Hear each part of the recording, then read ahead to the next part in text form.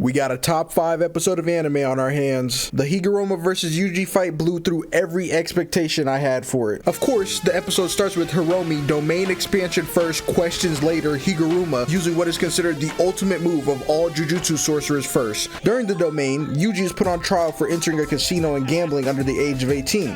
Hikari would be so proud. Higuruma explains the rules of his domain and Yuji panics trying to figure out the correct way to defend himself. Yuji ends up being found guilty and gets his cursed energy taken for the duration of the fight. That's when we get into a fight that's only topped by Maharaga and Sukuna. Shit, it might even be better than that.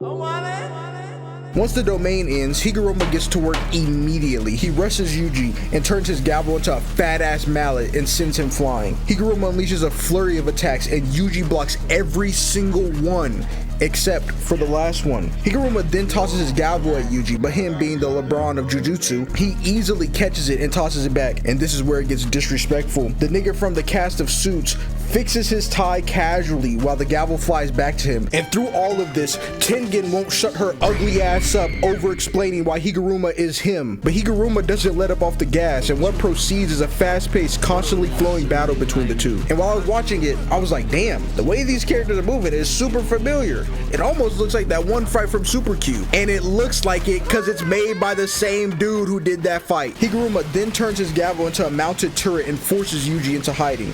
After racking his dumb little brain for a bit, Yuji figures out a way to cancel out Higuruma's domain. He asks for a retrial. Back in the domain, the judge charges Yuji with the mass respawnification of the people of Shibuya. And this is where we get one of the best moments in JJK. Unlike the casino charge, this time, no hesitation, straight-faced, Yuji pleads guilty. Instantly, he's given the death penalty, unlocking Higuruma's one-touch death sword. The reason this episode is top 5 isn't because of the fight. It definitely helps, but the main reason is everything that happens after the Shibuya verdict. Higuruma reflects on his previous life and everything he's done since the Colon Games has started. How he used to fight to free those too weak to free themselves from the shackles of the law.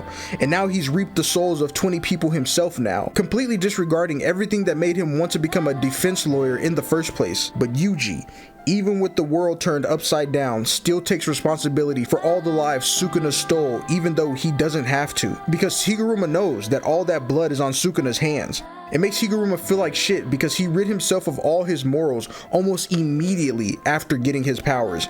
And Yuji, this child, is willing to bear the burden of something so disastrous and still move forward trying to help people.